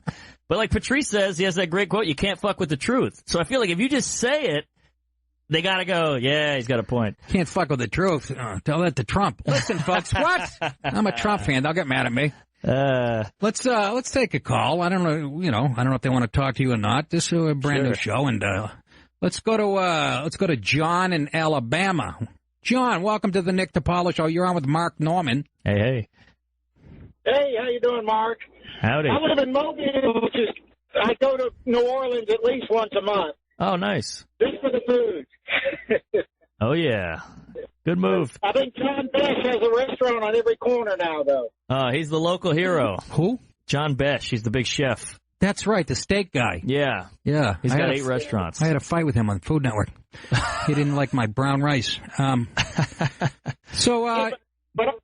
John. I was talking about the opening song, Misty Mountain Hop. You got to play a version by 4 Non-Blondes. They kill that song. It's all girl group. Okay. They kill that song. All right. Thank you, John. What's he hang gliding? What kind of? Jesus Christ! Why does everybody sound like they're talking into a fucking ham radio? Right. Is it always like that, Andy? No, I don't know. Huh? I don't know what he's calling on. That guy was on the coconuts from Gilligan's Island. Get off the Bluetooth if you're going to call in. Yeah. It was horrible. Hey, where's the show clock in here? Right behind you. Oh, that's convenient. Thanks. What the fuck? Jesus Christ. Welcome to the Linda Blair Show. It's 5 after the hour. Boy, you're on fire. Dude. It's the first show, folks. This is what I want to do. Yeah. Like, we can be funny, and you'll be great at this, too. I want to be funny now, conversationally, without a table, a bachelorette table 5 feet away with dick hats and fighting over the chicken fingers. The worst. I just want to sit here, look at Harry, Andy, Fiore, and Brendan over there, the Kentucky hat. And, yeah. So now what? I hate when people ask comics. No. Now we go back on the road and try to build some goddamn material. But you're going to build it. Are you going to build it on the road? I'm trying to give the people an insight. You build it every night here in New York City, 15 minutes, 20 minutes at a time? Yeah, mostly in New York. But then you go on the road, and I feel like the road you can really get the new stuff out because you can put a lot of the new stuff in the middle, and they don't really notice you bombing. See that? You know what I mean? See, that's what I used to do. I'd pick a spot in my set, usually about 10, 15 minutes in, and drop in the new, try the new 5 to 8 or whatever. Right. But at some point I got tired of that, and I'm so anxious, I open with a new show, which is stupid. Wow, but that makes you strong, though, because then you have to figure out how to make it work on the fly. Yes. You know what I mean? Yes. So that's like a pro move. I don't but that's just impatience. It's not, I don't think it is. Well, I guess it's a good test of material. I don't know, but I just want to get to it. Well, and then if it works, I'm bored with the rest of the set. Right. I mail it in. Exactly, yes. And it's like that Bill Hicks quote, which I've always hated, where he says, you go out there and talk, and the act is what you fall back on. I'm like, shut the fuck up. Come on. The act is the act. That's what we're doing. Yeah. He's got that old quote where he's like... No, but you know what, Mark? I remember him saying that, not really, but you know what? I think as you get older, that's where I'm at. Really? Yes, the act is like a safety net. Wow. You sort of talk off the top. You talk off the top of your head. You talk yourself into a corner and try to get out of it, hopefully. But what is that, 8 minutes maybe? I mean, you can't talk. No, you'd be surprised. Enough alcohol and... Yeah, I guess so. And, but I remember, now Louis has sort of an update on that quote. Louis said, I used to look for funny stuff to talk about. He goes, now I go up there and talk about stuff I want to talk about and make it funny. Ooh. That makes sense too, right? That I like, but how long have you been doing it? I'm about 11 years. 11? Yeah, you're not quite to the point where you get bored. Yeah. It's still hard. I still write shit in my room, and I'm killing in my hotel room, and then I go on stage and I hit ball bombs. In my hotel, I'm getting standing O's. This is how I know what we do for a living. It's still kind of scary because there's still nights where I get a little clammy in the hand. I've been 30 years. Right. I'm getting a little...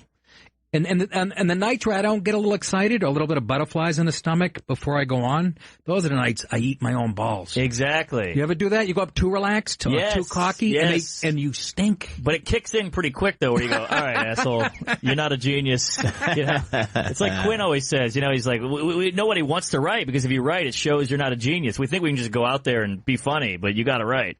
I know. He always takes the fun out of all the shit. He really does. I've been saying to him for years, I go, Colin, my act is getting in the way of me being funny.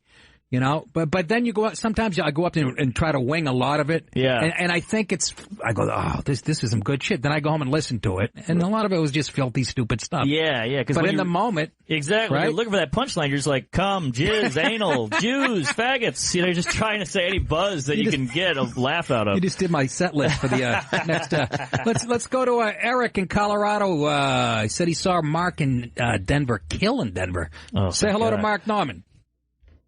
Eric. See, this is what weed does. You legalize weed. Exactly. Nice going, Eric. Right now he's packing a big... Let's go to, we'll go to Shane in Texas on line 2. Also saw Mark. Shane, welcome to the show. Hey, man. Good luck on the show, man. Thank you, brother. Appreciate it. Say hi to Mark Norman. I wanted to see your special, Mark, that I'm going to see you in San Antonio on the 26th of that weekend, and I didn't know if I could,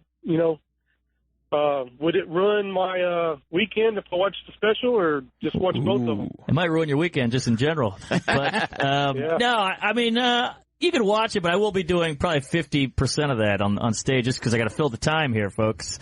So I'll be doing some new, but a lot of it is from the special. I'm sorry. No, I'm going to watch both. I'll see you next weekend and watch the special afterwards, man. Thanks, man. And tell a friend. That's a big room, for crying out loud. Yeah, I'm looking forward to seeing you, man.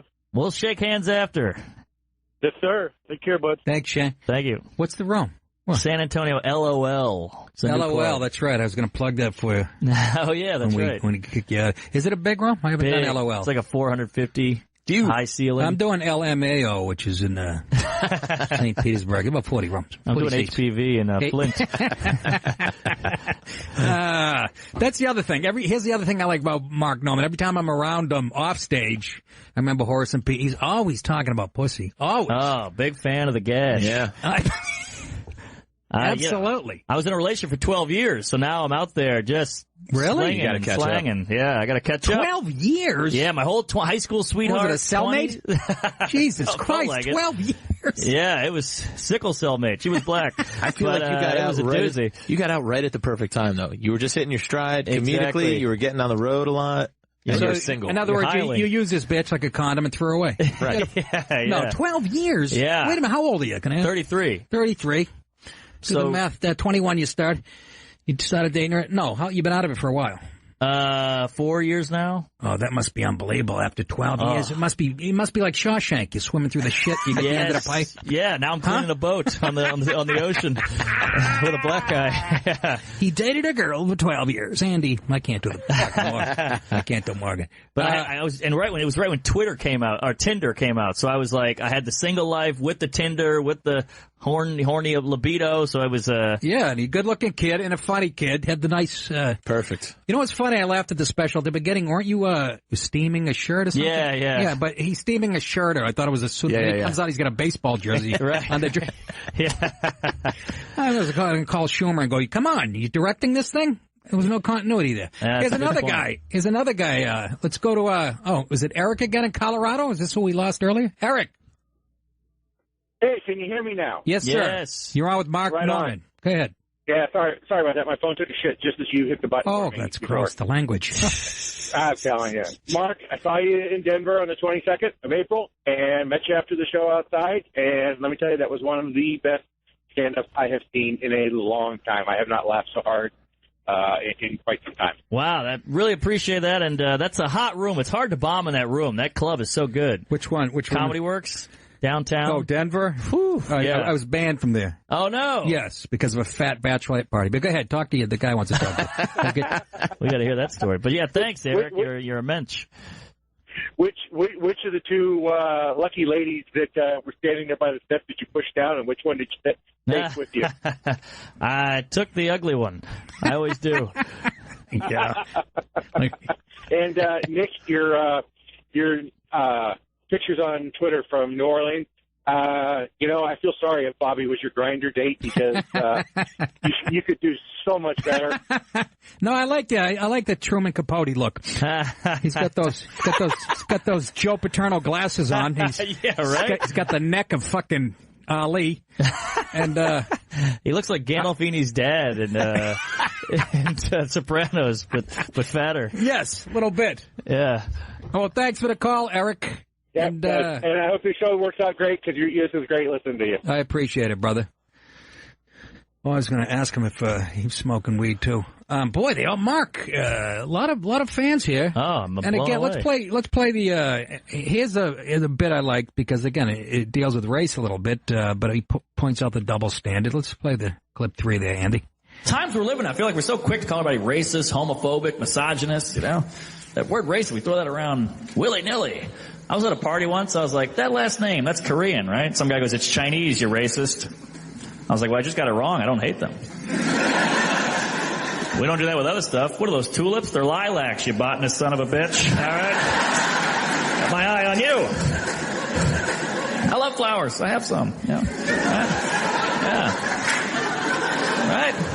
You can just say a race now and people get upset. There's no context anymore. I was at a show once telling a story. I was like, yeah, a friend of mine, black guy. Somebody actually yelled out, hey, why does he have to be black? Well, mostly his fucking parents. Pretty sure it's hereditary. Yeah. I don't get why we're so sensitive about certain groups and cultures, you know? Like, you can't make generalizations anymore. That's out, you know? But certain groups have different qualities, different traits. That's just how we are. That's the fun part, you know? I made a hacky joke once about Mexicans and landscaping.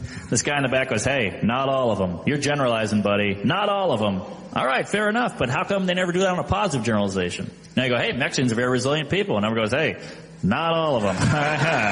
You're generalizing, buddy. You can do it with dogs. No one gets mad about that. You can go, hey, Chihuahuas shed less than golden retrievers. Everybody's like, yes, that's true. But if you say Italians punch more women than Asians, everybody's like, oh. Like, oh, why are you mad at me? I'm just going off Google. I didn't do it. Yeah, what did I do? Yeah. That's the only part of the show I didn't like. That joke really didn't sit well with me. It's funny because all the jokes are really about black people, but I have to put Asian, Chinese, Italian. See, because here's where you and I about black. Here's where you and I differ. I stick with my initial thought, and it's why I've been forced into radio. But no, it's a bit of phoniness of me. No, because it ain't. People get when people say black people clam up more, which I don't get. No, I know. I pointed this out to Colin Quinn years ago when we used to play The Cellar every night, and I talk about certain buzzwords in this politically correct climate. It's gone to a place where I can't even relate now, but yeah, well, I'd be on at The Cellar, and if it was kind of a chatty room, you know, whatever, and I could be talking about gardening or whatever in my act, but just to get the room's attention, I'd go, and black people, or even works better, and you women. Oh, interesting. And you and unbelievable. You could hear it still works. That's fascinating. It really is. Yeah. It's one of the things I love about what we do. You learn so much about where we are society. Exactly. We have a focus group every night in front of us. Exactly. Yeah, that's so fascinating. So use that next time if it's kind of a chatty, The Cellar or these small rooms. Yeah. Just go, and you broad, it doesn't matter what you're talking about. Just say women really loud. Yeah. And even the guys sit up. Right. Ew. Right. What's he going to say now? But then on the flip side, they're dying to hear it. They want to know because they have thoughts too. Yeah. That's what it all comes from. They're all fucked up too. That's exactly right. You think we're the only two people who have these thoughts on the whole planet? Yeah, that's insane. I wish I was that fucking original. That's a good point. They do. And you know what? I got to be honest with you. And millennials take a lot of shit and stuff. But you know what? They come out and see me and stuff, and they're tired of it. I think really? they're getting to a point where they have had enough. Not all of them. You're going to get that. You're going to get the broads who are kind of ugly and don't get laid, and they're always going to hate men. Sure. And this feminist movement is an excuse to fucking hate guys like me. Well, these millennials, they think they're all individuals, but they're actually such sheep. They're just going with the flow. They're going with that's what we're doing now? Yeah. Okay, we'll do that. It's like, well, I thought you were innovative and different and unique. You're not fucking unique. You're all doing the same shit. It's called groupthink. Yes. Sort of, and that's the PC. That doesn't come from my side of the political aisle, folks. Okay, you can't be a bigot and PC at the same time or whatever. Right. I'm not the one stifling speech, and words don't fucking hurt, okay? I'm sick of hearing that. I know. Ooh, I'm getting cyber-bullied. Somebody's bullying you online? I'd rather be bullied online than the way I was bullied, I'd rather have somebody write something mean on my wall than put me through a fucking wall, like my dad did. Put your head You know what I'm in the saying? toilet. Do we get time for one more call? Yeah. Let's go to Christian in Baltimore. Christian, say hello to Mark Norman. Hey, Mark. I saw you up here at Magoobies about a year ago. Good club. Oh, yeah, Baltimore. Timonium. Yeah. Yeah. Your set, I thought, was phenomenal, but the crowd I guess, disagreed with me. I remember that night. That was rough. Yeah, I'll never forget your line. You said, "What is this Groupon night?" Oh, yeah. It felt like a real, just papered room. And it cracked me up because I shit you not. There was an older couple sitting next to me, and they told me, they said that they actually came here because they got a fucking Groupon. Hey, it's funny because it's true. There you go. Well, thanks, man. That night haunted me for a while. I mean, I don't know about you, Nick, but a bomb will just Thanks for the call. Oh, thanks. Yeah. Yeah, thanks. That bomb really got me. I'm sure Mark appreciate you calling and going, yeah, the audience didn't dig you that night. Yeah. I was the only one that liked you. Yeah. But, yeah, a bomb will, yeah, it'll still shake you no matter how long you've been doing this. Yeah. I think that's ego, you know? I mean, like it's one thing to bomb at the cellar. It's like I'm only going to be on for 20 minutes and I have 15 new ones. Right. I know I'm going to tank it. That doesn't, you know, I almost choose to bomb. But yeah, I know what you're talking about. So let me do your plugs before I kick you out of here, Mark. All right, please. You only get less than a minute here. If you want to see Mark Norman, first of all, see a special, Don't Be Yourself. It's available on Comedy Central on demand. May 25th through the 28th, he'll be at LOL Comedy Club in San Antonio, Texas. And June 1st through the 3rd at Laugh Boston, which I love, my hometown. Great club. You can follow him on Twitter at MarkNorm and visit MarkNormanComedy.com for all his tour dates. He really is one of the best comics out there. Had a great Tonight Show spot. You don't know what that means. Well, but you're socially relevant and funny. And, it's smart comedy. Well, you're welcome here anytime, brother. You're here. I used to listen to you before I did comedy, and you don't know what that means to me, so I appreciate it, Nick. You got it. Thanks for coming in. Thanks. It's Nick DiPaolo Show. Back after this. Hey, welcome back, ladies and gentlemen. 866-969-1969. 866-969-1969. And, I like Norman. Funny Good man. Yeah. Good guy, regular guy. Writer. Yeah. Working the craft. He had to run out of here because he's got a couple sets, which I got to get back into. I have no excuse not to now because I am in the city at night.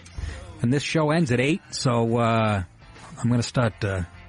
I'm not going to put in. I'm just going to, because I've been doing this 88 years, and they let me do a guest set here and there.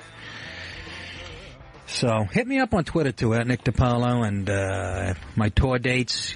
Go to nickdip.com for my tour dates. And as far as the podcast, folks, I do a podcast. On Monday, it's on riotcast.com and Stitcher. That's the free version on iTunes. But what's going to happen now is that show... we're going to take an hour of this Sirius radio show and condense it down to an hour for the podcast. And Sirius let me do that, but I can't release it for 48 hours. So in other words, this show would be the Riotcast free version. It will come out Wednesday night of my podcast. Then the Tuesday night will be the Thursday. That's for the ConnectPal.com subscribers. If you want to subscribe to my podcast, you go to ConnectPal.com/Nick. And that's $3.99 a month. You get 2 to 3 more shows a week. And that's how that's going to work. So it has to be a 48-hour clearance before I can release the podcast. All right? And that's how that goes. And like I said, I got to thank those guys because it kept my radio chops fresh for the time I wasn't on the radio. Anyways, I think we've taken of selfishness to a new level in this country. Have you heard about this self-marriage movement growing in the United? It's called self-marriage. It says they're part of a growing relationship trend called sologamy. That's like sologamy. Erica Anderson, a 37-year-old chick from Brooklyn, woman, planned a formal ceremony with a white dress, floral bouquet, and walked down the aisle. Only no one was waiting for her, and that was just the way she wanted it. What the fuck? Anderson said she grew tired of people asking why she was single. So in front of friends and family, she married herself. If that's not taking selfishness to a new level. By the way, you know where she got the idea? That one of my favorite shows, Sex and the City. I say that kiddingly. Yeah, self-marriage or sologamy is growing partly because it's popping up in pop culture. Like when an episode of Sex and the City floated the idea, the movement's gone global and companies are trying to capitalize Marry Yourself in Canada offers consulting and wedding photography. Bunch of pictures of yourself standing there in your fucking chubby arms. Nobody likes you. How about you? How was you? I'm just picturing. Don't they have like... The hell is that? I don't know. Is that a payphone? Well, how was the? Don't they have a? What do they call them? When your girlfriends get married, they go to a wedding shower. So what? Is she sitting there by herself, just opening packages? Yeah, you know what I'm saying? No friends. Yeah, just going. Oh, a dildo. Oh, another dildo. Oh, 18 batteries. Oh, a toaster oven. Huh? She's by herself. This is actually catching on. You marry yourself. But we're a nation of assholes. You're watching Rome in its final days. Honest to God, I'm starting to think somebody has a point. I don't want to say who that group is, but 866-969-1969. Listen to this. The movement's gone global. San Francisco's Jeffrey Levin started a website called IMarriedMe.com. Fucking typical.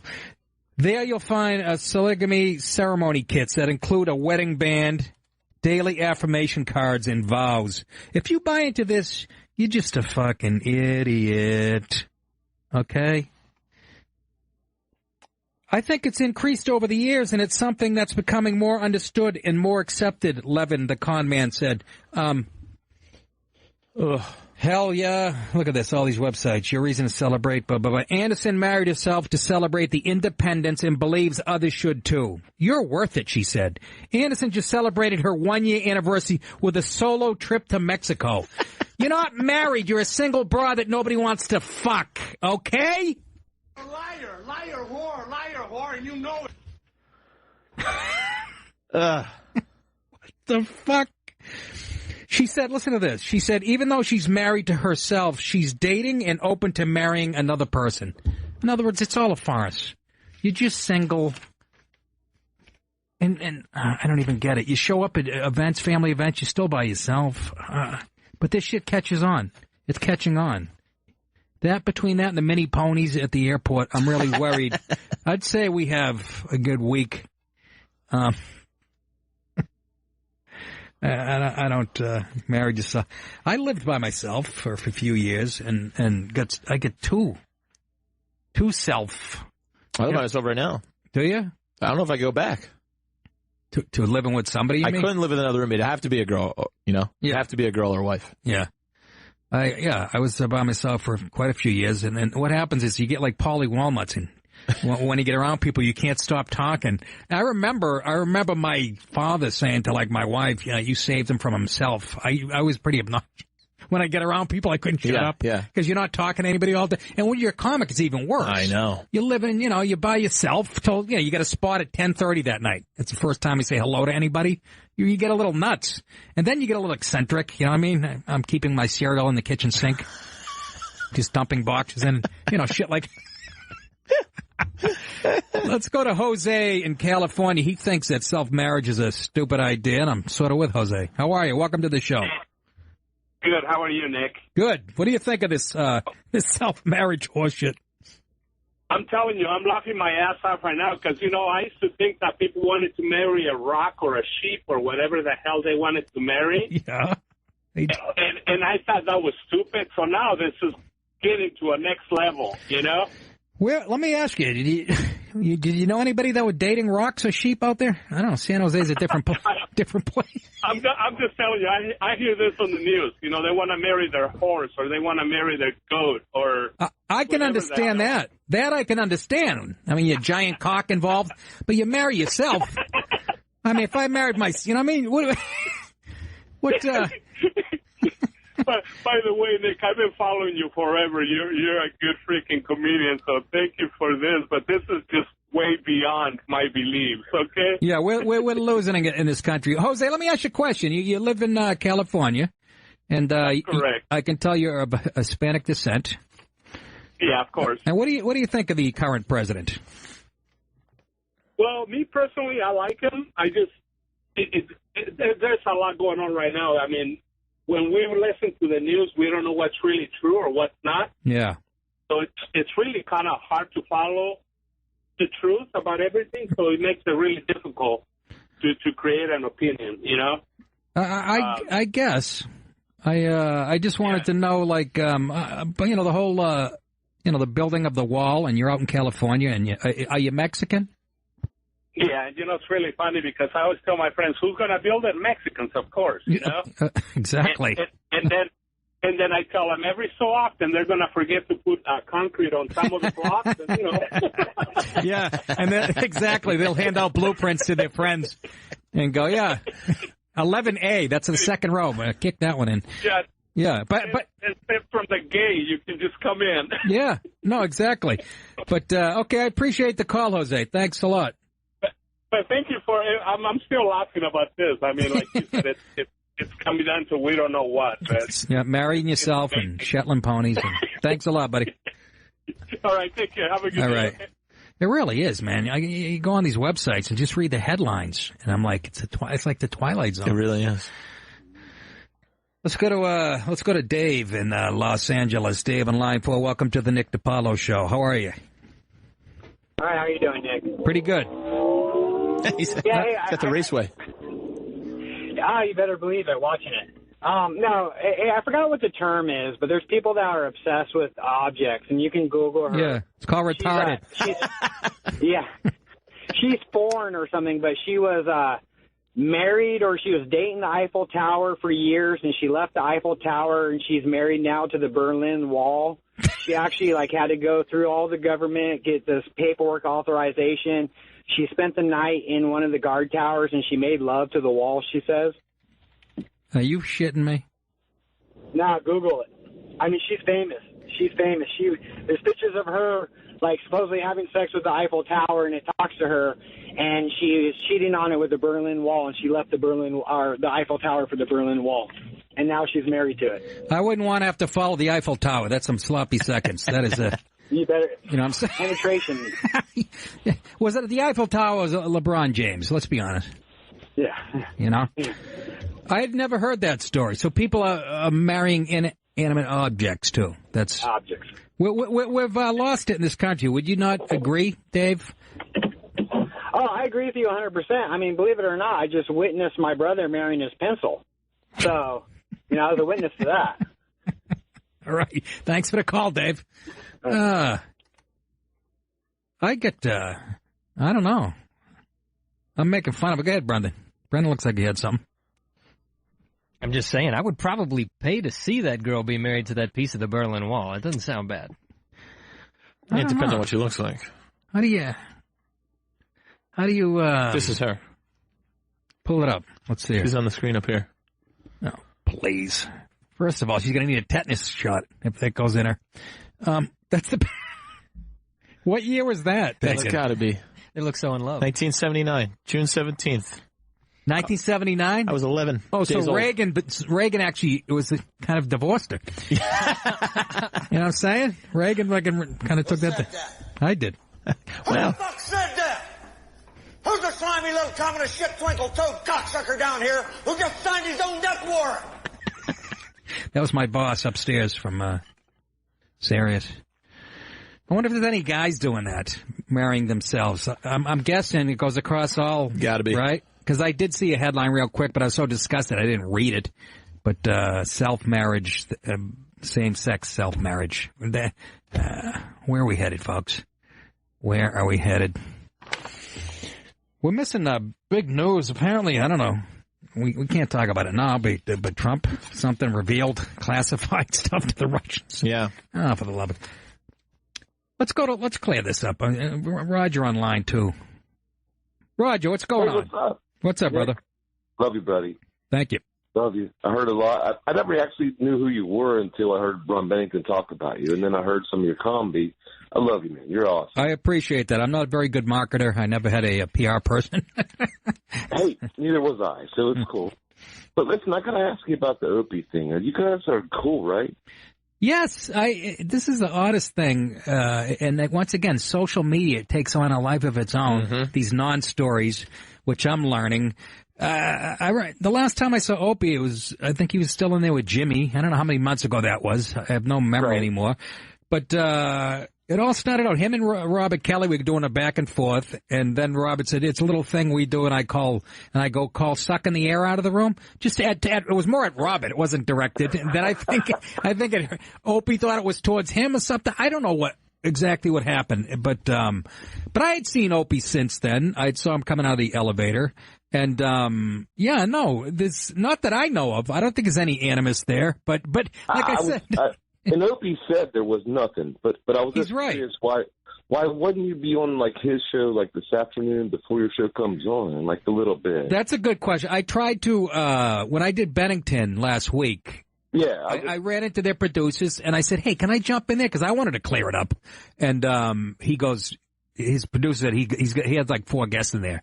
And he seemed, sincere. That's true. So I don't know. And then this slot was when they used to replay his show, I guess. Again, all that is out of my hands, right? I'm brand new here. Absolutely. And, absolutely. But people online like to start, Yeah, that's all. And why did you take? I was just talking about.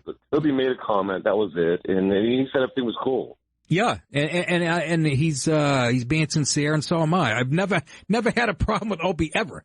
Buddy, I wish you all the luck in the world. I think you're a great comedian. I'm glad you have a show, and I hope it goes very well. I appreciate that, Roger, and I appreciate the support. Thanks. Absolutely, buddy. Take care. See you, bud. Yeah, it's funny. I like Roger. Huh? I liked Roger. Yeah, he was level-headed. He wasn't screaming into a ham radio. Or he wasn't flying a kite on the beach when he called us. It was kind of nice, wasn't it? Can I make that request? Call from a landline? Nobody. I'm the only one that uses a landline anymore, I think, right? You guys don't. Nah. What the hell? 866-969-1969. And again, we'll get into, I don't know what's expected of me on this show. People thought because of again, they had me do a week of shows right before the election. Back in October, they had me do a week, and it was mostly politics because we were right in the middle of that election, and I had people, and we'll do all that stuff, and because we're so divided, it's so crazy. I'm watching CNN, and they actually are doing a story. I guess Trump was having dinner with some people. And they served ice cream, and this is on CNN, by the way. I hated CNN before I even knew what politics was. And they force it on me at the airports, by the way, right? You got to sit there. That's my biggest fear. The last voice and face I'm going to see is Wolf Blitzer before my plane hits the side of a fucking mountain, spreading his horse shit. But they actually did a segment entitled 2 Scoops for Trump. Jeannie Mose, she's been there for 1,000 years, talks about Trump's executive privilege for receiving 2 scoops of ice cream while the 3 Time magazine correspondents he was having dinner with, they only got 1. So I'm not making this shit up. Play the clip. The president gets 2 scoops. Everyone around the table gets 1, and no word if there were sprinkles. Right. Well, the broader point here is that they were trying to make in the Time article is, the White House staff has adapted to Donald Trump's taste. So when everyone else gets water, he gets a Diet Coke. When everybody gets 1 scoop of ice cream, he gets 2. Shut up! Shut up! Shut up! What the fuck? I don't care in what context they were doing this. And they weren't really joking around about it. You heard the lady. She actually mentioned sprinkles with a straight... I thought George W. Bush derangement syndrome. This is unheard of to me. Again, I'm saying all this before. We don't know what's happening behind us on the screen. But CNN, they've made me nuts forever. And I've actually not taken Delta because you take a Delta flight. CNN, that was a Ted Turner invention to begin with. That's right. Yeah, so that's why it's in every friggin'. But can you imagine? The pettiness? That's the mentality of an 8-year-old girl at a birthday party. Going, Diane got more Coke than I did. I want more soda. Right. Are you fucking kidding me? I know you guys hate him no matter what he does and shit, but this, even for me, I couldn't ignore this one. You have to be kidding. Let's go to Stromboli on line 4. Stromboli. Nicky. What's up, brother? Good luck, brother. Good luck. Thank you so much. What's the matter? Trump got free ice cream, and that's what they're upset about? No, he got 2 scoops as opposed to everybody else. Oh. He was sitting there with some correspondents from Time Magazine having dinner. They all got 1. So, that's a sign that he's Hitler. Obviously, Hitler used to get like 5 scoops, and... What is he supposed to be, like Serpico? Go over and be like, no, I don't want any free food. Push it back? I don't know. But they were actually having a conversation about it on fucking CNN. I mean, it really hilarious to me. So I can't wait to next season, the Ranger home opener. He's sitting in the luxury box with Putin, and they're just slamming beers. He should go out to dinner again with another New York Times or something, and everybody else gets like I don't know, a steak or whatever, and they bring a whole roast pig out to him just for him. Put it like a like a 2.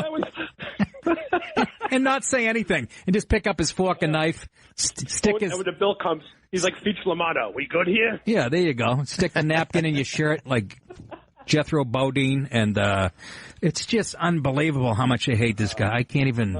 it's fun, though. So anyways... That means he's doing his job. That's right. Stromboli, thank you, brother. Thanks, bro. Bona fortuna, Nicholas. Same to you, man. Guy hits me up on Twitter all the time. Funny as hell. I think he knows Quinn personally. He dropped about... I thought he knows him personally. You know that guy, Andy? No, but I was just impressed. He dropped about 4 references from Everything We Love. Yeah. In about a 2-minute phone call. Oh, he's funny as hell. Feach Lamana, Serpico. He sends me a picture of his kid who's like 3 years old. He's got the kid in one of those wife beaters already. Kid's like 3. He's in a wife beater with he's got a gold cross on, sitting in front of a thing of ziti with the most stereotypical Italian picture. I was going to say, I expect nothing less from a man who calls himself Stromboli. No, exactly. Exactly. But, I mean, we've lost it, man. I don't care, and if you hate Trump, you got to admit, it's getting fucking odd out there. I don't know what else I wanted to talk about. I got all kinds of, Chuck Schumer, fucking jack off. Violence against Republicans and Trump supporters, new normal. This was in the Daily Caller. One of the most recent incidents, police in Tennessee charged a woman with felony reckless endangerment on Thursday for allegedly trying to run Republican Congressman David Kustoff off the road after a town hall. The woman, Wendy Wright, was reportedly enraged over Kustoff's support for the American Health Care Act and screamed at the congressman and his aide, striking his car windows and reaching inside the vehicle. Women are getting really ballsy. On the way here, I live way up in northern Westchester. Mm-hmm. I'm on the Taconic. I'm in the left lane. The speed limit's 50. Was that a 5 or a 10, Andy? I saw 2.5. This lady comes, I'm in the left lane. The speed limit's 50. I'm doing 65. She comes right up on my ass. I'm talking 2 inches behind my bumper.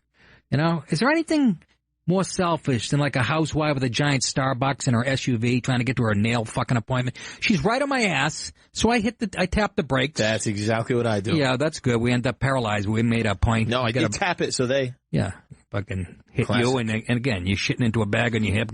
You got a voice box going, I won that one. So, but so I speed up. Now I speed up to 75, doing her a favor, right? She fucking blows by me. I already got my finger out. But this is a woman. I know I sound like a sexist pig right now. I might follow you. I'm pretty sure I can beat you if it gets physical. I'm not gonna. But I'm saying she's already got her finger. If I'm doing 75, that's gonna, you know how many points that is in New York, and your fucking insurance goes through the roof. But this broad is, and then she gets back in the left lane, does the same thing, the next car, right up on its ass. She's probably gonna marry herself when she gets home, this selfish one. But, a lot of violence going on again. So this lady tries to run this Republican congressman off the road because of his stance on American Health Care Act. And screamed at the congressman's aide. I mean, just a fucking psychopath. But a lot of shit's going on. Same day in Tennessee. The same day that happened in Tennessee, police in North Dakota escorted an enraged man from another town hall after he became physical with Republican Rep. Kevin Cramer over his support for the GOP Obamacare replacement. The guy goes, will the rich benefit from it? If the health care is destroyed, do the rich get a tax break? Yes or no? The man shouted before shoving cash down the congressman's collar. There you go. Take it, he says. actually physically touching him. So you people on the left have fucking lost your minds. Not to mention the shit that goes on at Berkeley. And, day before that, Huffington Post article showed an article that showed how to really turn up the heat on elected officials. It went viral. The author, Michelangelo Signorelli, called on protesters to harass Republicans at dinner when they were out shopping, even at home. Societal norms for the basic levels of decency one should afford political opponents, Signorelli argued, no longer apply to liberals. It's time to move beyond polite protests within specified boundaries. It's time to escalate the expression of our outrage and our anger in a massive way, he wrote. Starting today and from here on, no elected official, certainly those in the GOP defending and supporting Trump on a variety of issues, should be able to sit down for a nice, quiet lunch or dinner in Washington, D.C. eatery, or even in their own homes, he says. They should be hounded by protesters everywhere, especially in public, in restaurants, in shopping centers, in their districts, and yes, on the public property outside their homes, in apartments in Washington, and back in their home states. This article, Signorelli's article, had been shared more than 29,000 times. He's got a show here. Yeah, you can catch him on Progress. Oh, good. Signorelli, yeah. Yeah. The fuck's he out of his mind? So you should hassle politicians at home that you don't agree with physically? And I'm worrying about the shit I'm saying? Here? Are you telling me we're almost done for the night? That's it. We got a minute left? That's it. Oh, my God. I felt like I cut a double box set. We've been here forever. Anyways, go to nickdip.com, look up my dates, okay, and hit me up on Twitter and stuff. And this is the type of shit that leads to Civil War, folks. You're not giving us any room. I don't care if he works here or not. Fucking, if you want to get physical, this is why you have to carry a gun. I'm all for that, too. We'll get into that tomorrow. Hey, thank you guys for calling in. It was a fun first night. Had a great time. Yep. And we're going to do it, 5 nights a week? Absolutely, Monday through Friday. What am I forgetting? 6 to 8. Thank you to Mark Normand. Mark Norman. Thank you.